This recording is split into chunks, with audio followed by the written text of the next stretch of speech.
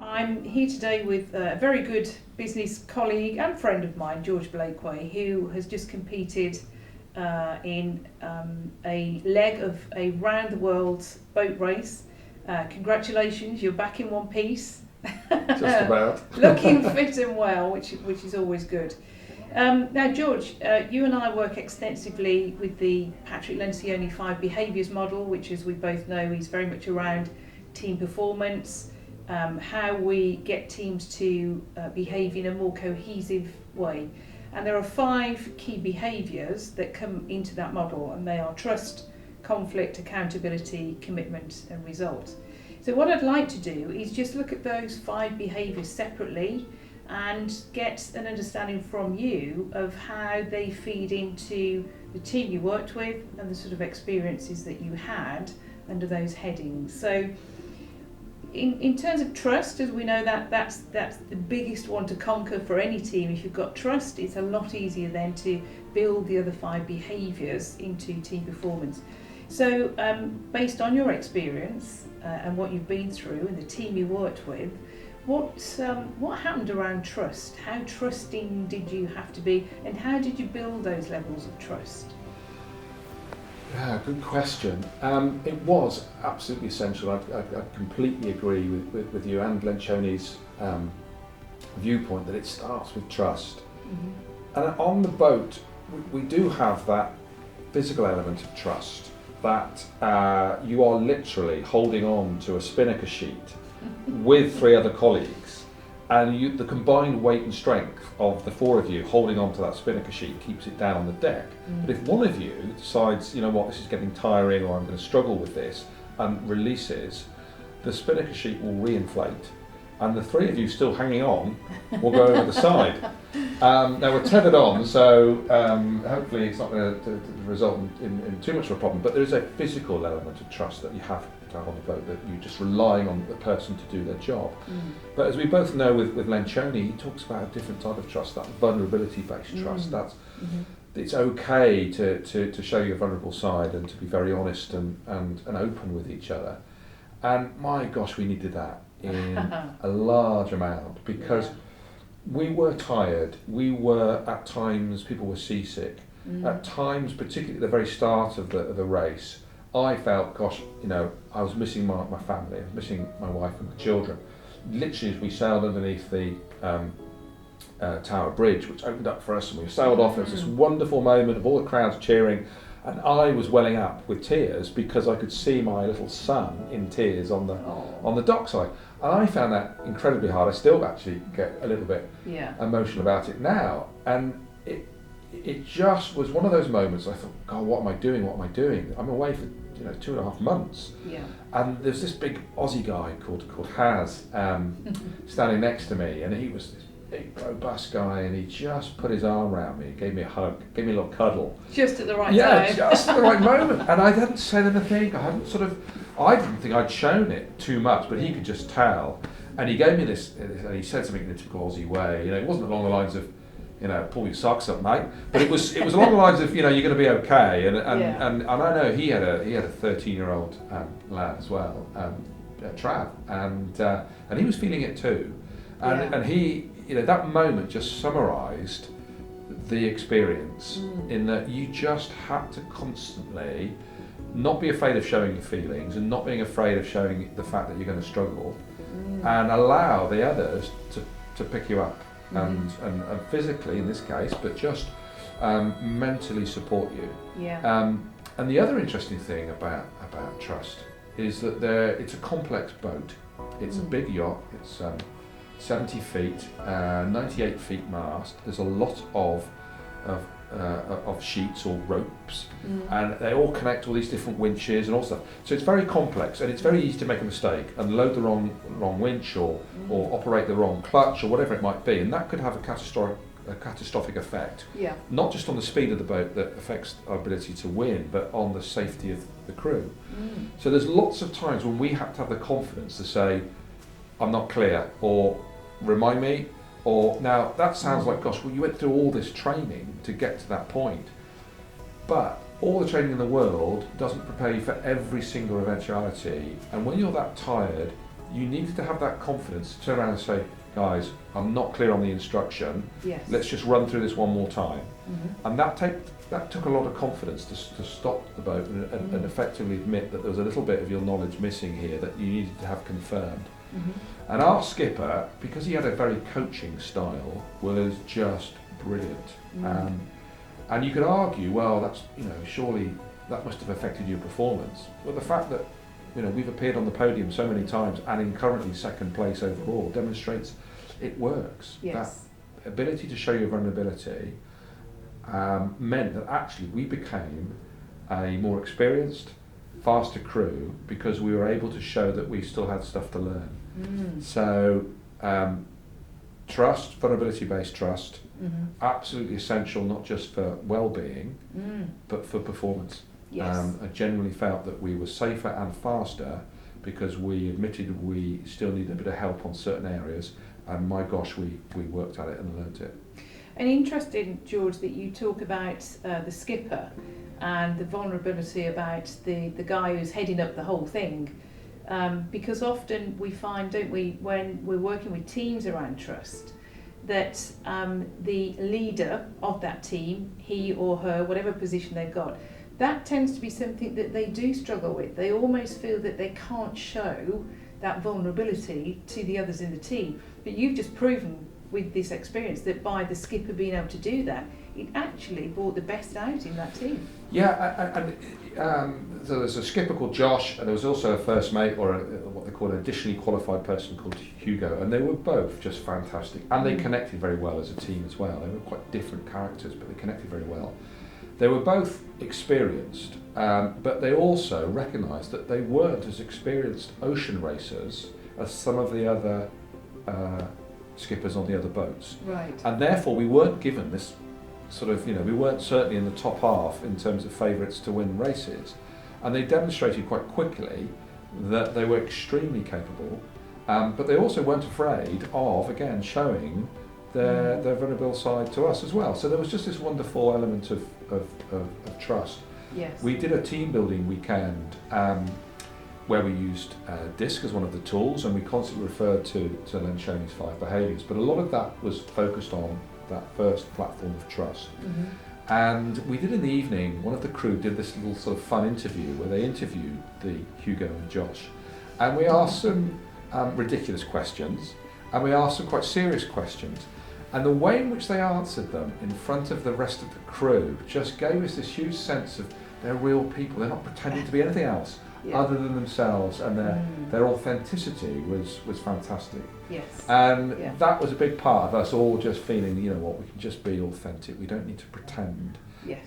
We can just be who we are. Yeah. And that made a huge difference to being this great crew that we created. So definitely an important dynamic to have in place. And the fact that you only had just over two months with each other, it's also about building that trust pretty quickly. And as we both know, being open and vulnerable is the quickest way to build trust as a real key dynamic in any team. And it sounds like all of you were quite happy to be exposed and open and vulnerable at times when you needed to be. Yeah. Yeah. You do a watch handover. Typically you're broken into watches, so effectively 2 teams, and one working, one trying to sleep, and then you'll do the handover. And the handover is the moment when all of you are on deck, apart from the 2 people trying to prepare the next meal, which you take it in turns over the course of the voyage. And those 2 people try and put their head out of the hatch and listen into the handover. Yes. And that's the handover where the crew is sort of explaining what's been happening in the previous shift and what's going to happen in the next shift. Right. And even that's important to admit. We've got a spinnaker wrapped, and we wrapped it. It cost us an hour. We've got it unwrapped, and this is what we've done about it. That honesty between even watches, between the 2 teams when they're doing handover, was really important. There wasn't. We had to avoid the sort of almost competitiveness between the 2 mini teams on the boat, and we achieved that by constantly agreeing that we're one team, we're one boat, but also we swapped each shift, every 24 hours we'd swap one person from one shift onto the other, So over a period of about a week, everyone would rotate across both teams constantly. Great idea. So you don't have that team A and team B and the potential division that you can get. Yes. And going on to conflict then, again, being such a small team, being in such a confined space, if you like, over such a short period of time, were there times of conflict, and if so, how did that get resolved? No, we never once fell out. So, you can't. You're not convincing me, George. No, you can't put 21 people on a small tin space and wrap the temperature physically up in the hull to 45 degrees. Give them a complete lack of sleep. Make sure they're soaking wet through. No showers. No opportunity to clean yourself in 6 weeks other than a wet wipe. You can't go through that without some niggle. Yes. You can't, and it's this recognition that that's going to happen, and it's okay. It's all right to have some niggle. You just need to tolerate it and cope with it. But it was also with the bigger ticket items, we encouraged that debate, that honesty, and that sort of openness about look. And there's quite a few decisions that had to be made on the boat around our strategy. And because of the nature of the way that Josh and Hugo led the boat, they wanted to involve the crew in those decisions. So it's a bit like a board meeting when we get together and we go, right, so we've got a choice. We can, this storm is approaching here. We may be able to spin off some strong winds and get some high speed, but if we hit the centre of the storm, it could get really uncomfortable. And actually, sailing into the wind, that would be beating into it, which is really difficult. We could go, make the route further and divert. We could, there's this extra scoring gate that you can get extra points, but it means leaving the rum line, which means it's a further journey. So there's lots of these decisions that you make strategically on the boat, but also tactically. So we're flying, Spinnaker number 2 at the moment. What we could drop that and put up Spinnaker 3. We might get a few extra knots. And half a knot over 7,000 miles is a big distance. Yes. So you're constantly looking at these decisions. And we'd come together as a team, by and large, to make them. And that conflict that we had, and as Lencioni would refer to, that sort of positive conflict, where you're offering your thoughts, you're offering your ideas, you're offering your, the way you see it, meant that we often would make a better decision as a result of that discussion. But whatever decision we made, we were all committed to it, because we'd had the chance to discuss it. I know I'm leading on to the next behaviour, but that conflict was quite important, and we even did that in the team build weekend. And the very first time we were allocated together as a team, we discussed what is it that we want to achieve on the boat. And I remember Josh doing this. He did an exercise that said, right, I want to find out your level of competitiveness. So I want you to all close your eyes, and I'm going to call out a number. And I'm going to start at 10 and go down. So if you think that you, in terms of competitiveness, are a 10 out of 10, put your hand up. If you're 9, put it up, and so forth. I think, well, this is interesting. And I think I put my hand up either at 10 or 9. But of course, because our eyes were closed, we didn't know the rest of the way that the team were voting. And integrity being part of my values, I didn't open my eyes and look. And I said to Josh afterwards, that's very interesting, why did you do it eyes closed? He said, well, first of all, I didn't want any peer pressure, because you haven't got to know yourselves yet. You haven't, you're not confident enough to express your own feelings yet, perhaps. And we established that there were some very competitive people on the boat, but there were also some people who wanted to, safety was very important, and also wanted to appreciate other things that other than just winning. And he was able to bring those different objectives together by us all discussing them. And then ultimately, he made the decision on the level of importance we're going to apply to each one of them. But he involved us in the process. So, George, you just touched on commitment there. We were talking about conflict, and you've all got to be pulling in the same direction, I guess. There's got to be that focus. Maybe it's about keeping safe, maybe it's about the competitiveness, the people that want to win. So how did you remain committed to the cause, to the job that you all had to do? This wasn't easy because inevitably, whilst we all agreed the priorities, internally you're still thinking, I want to win. I appreciate we've put safety first and I get that, but I still want to win. Someone else is going, I want to have the experience of helming in the Southern Ocean in 30-foot waves and coping with that situation, and that's one of their bucket lists. And of course, you have got this slight challenge in that person helming might not be the fastest. Yes. And do you invest time in allowing someone to helm the boat who isn't going to be as fast as someone else, and therefore it's costing us distance or speed? And what we agreed up front was, and we talked about it, and Josh was a huge supporter of this, is that we all helm and we all take it in turns. Now, when it got very uncomfortable and in the storm, we would focus in on those that had that particular strength. Yes. But when we were predominantly just sailing with good strong winds, we would all rotate. And that in the middle of the night, when there's nothing to navigate by, there's no stars because it's overcast, and you're navigating either by the feeling of the wind on your cheek or looking at the compass. It ain't easy. Particularly, I'm not an experienced sailor before I got on the boat, so it's not easy. So you feel the pressure from everyone else. Yeah. And the commitment issue is this thing about at times you kind of felt, gosh, perhaps I shouldn't be on the helm, or you might be feeling, why is she on the helm? Because we're not going to be as fast. And you have to get over that kind of personal agenda a little bit. Yes. Now, we proved that the fact that we were all able to helm, and we actually created a much more skilled boat, and by and large it meant that we were able to rotate faster, so 20 minutes on the helm, because your shoulders start to ache if it's big seas. Yeah. Next person on, which actually probably made us faster. Yes. But undoubtedly we had to invest the time at the start being slower. But we had to stay committed to what we'd all agreed, and that was the constant reminder of what was the purpose and the benefit of what we committed to. And it was to make sure everyone's happy, because if they want to helm, that's part of their experience, that's part of their bucket list, it's important, therefore we need to make sure everyone's happy.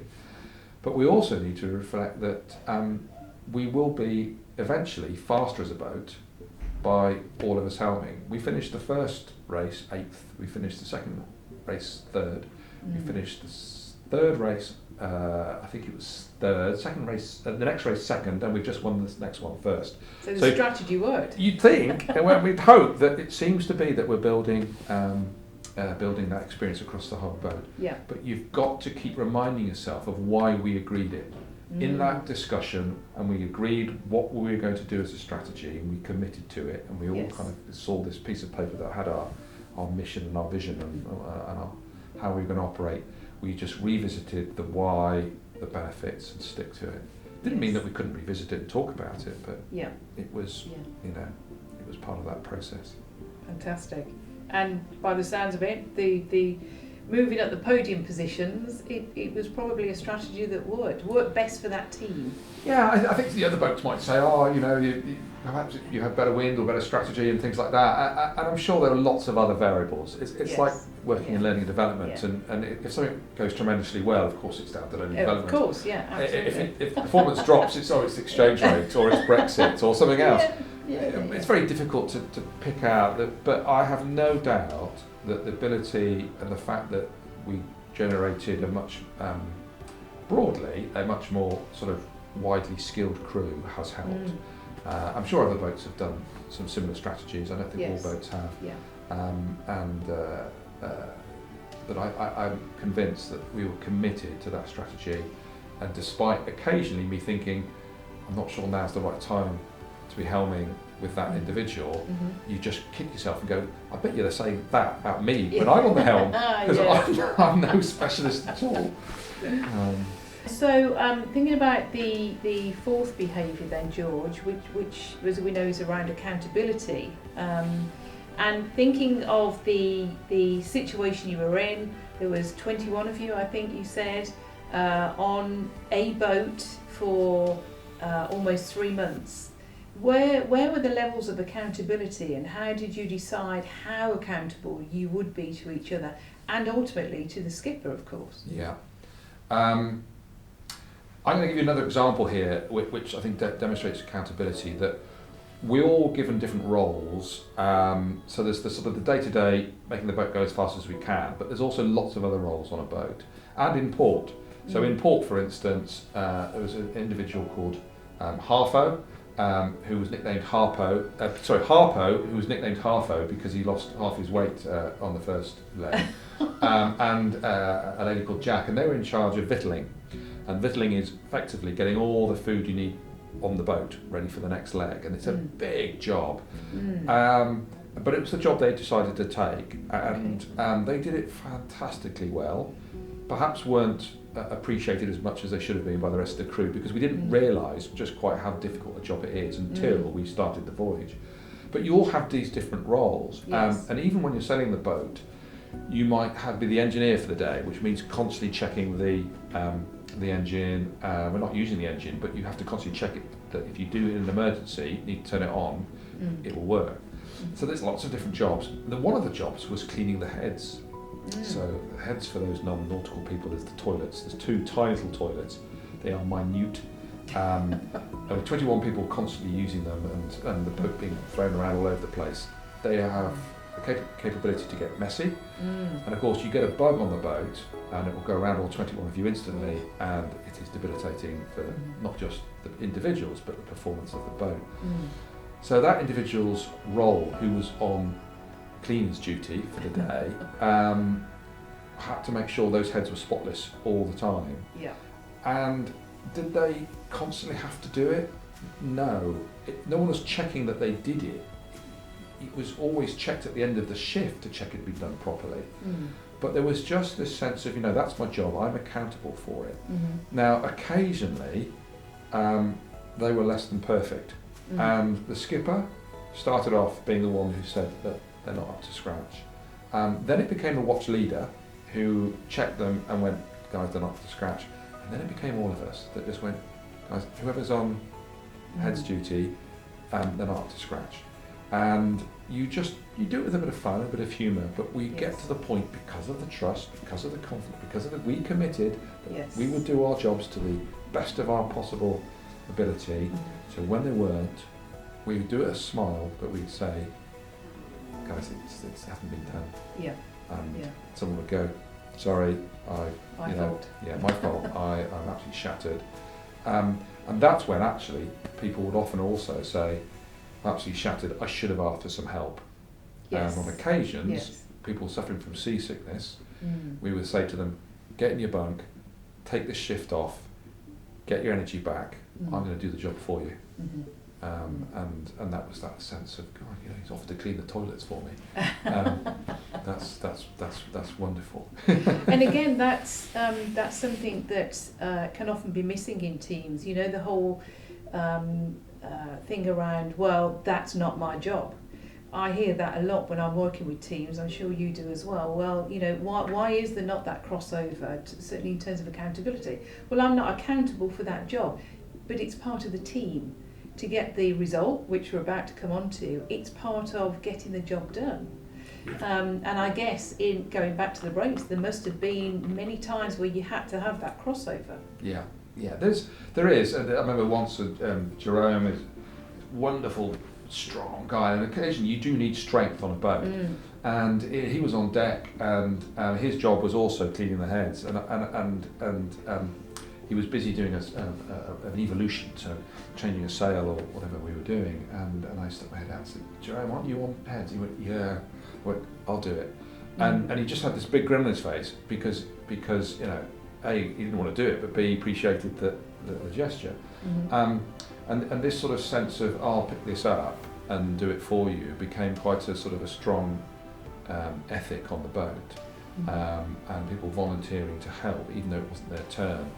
When we were going through some really rough weather, we did need a little bit extra muscle on the deck when we were doing some of the big sail changes. And because my bunk was quite near the hatchway, and because I was reasonably experienced but a long way from expert, and reasonably fit and strong, we'd agreed in certain shifts that even if you were on the off shift and you were meant to be sleeping, you'd get a nudge and said, can you come on deck to help with the evolution? And it was fine, that's what you do.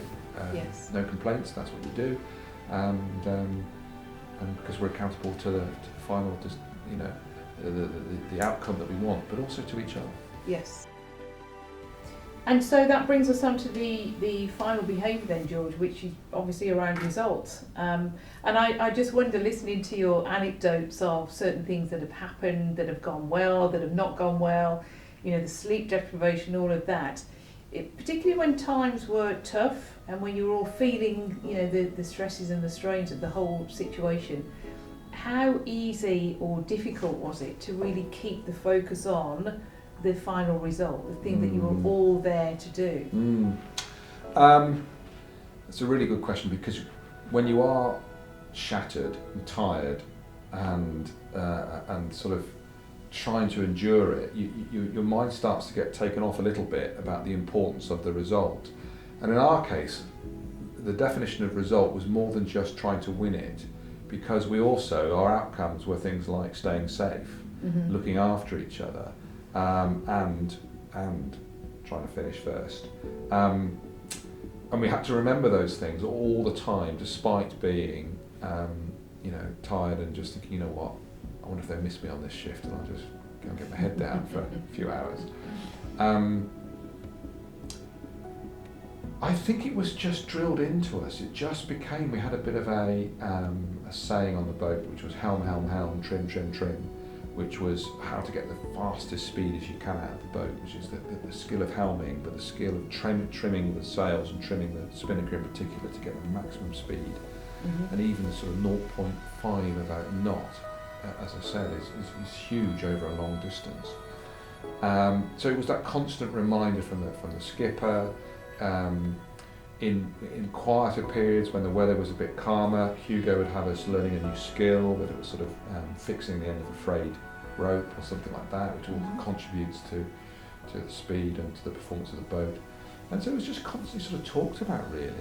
We also had in the galley, and I don't know if any other boat did this, we had the 11 boats on little Velcro stickers, and every 6 hours you get an update on where you are versus all the other boats from the sort of the system that allows you to see where everyone else is.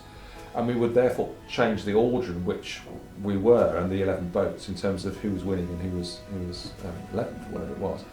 And so every sort of 6 hours there would be this ceremonial as we'd see where we went and where other boats went on this thing. So that kept us really focused on the on where we were and our performance, which was great.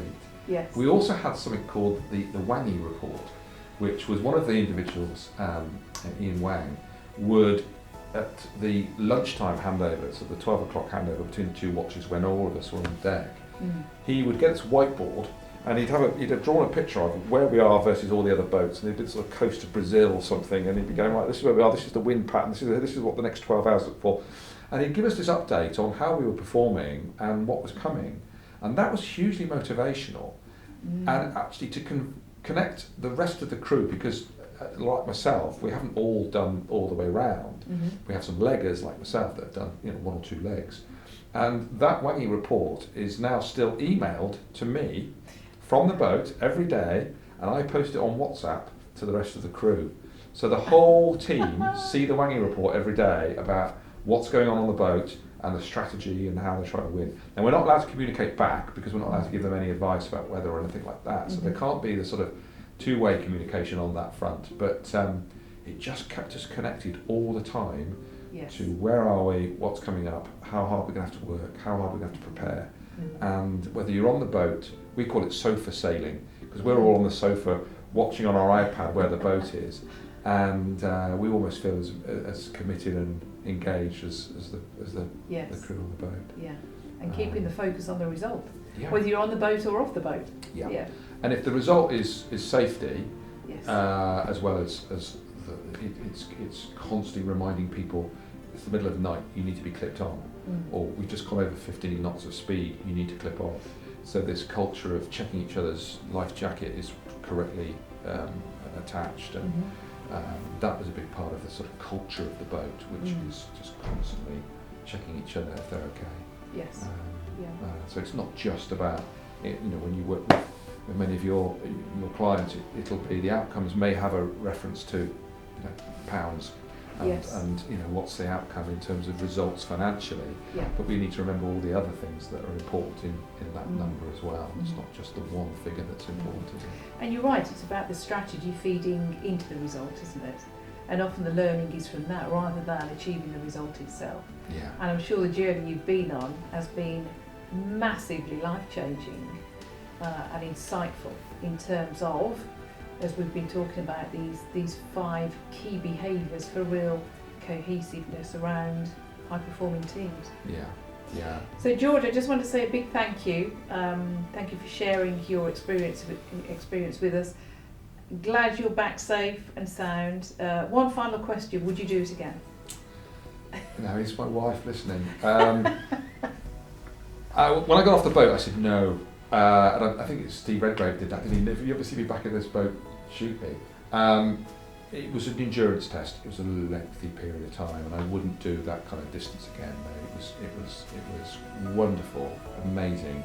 But I think I'll just do the fast net or some shorter races and enjoy having a shower after 2 or 3 days and a beer rather than waiting 6 weeks for one. Sounds good to me. Thank you very much, George. Thank you.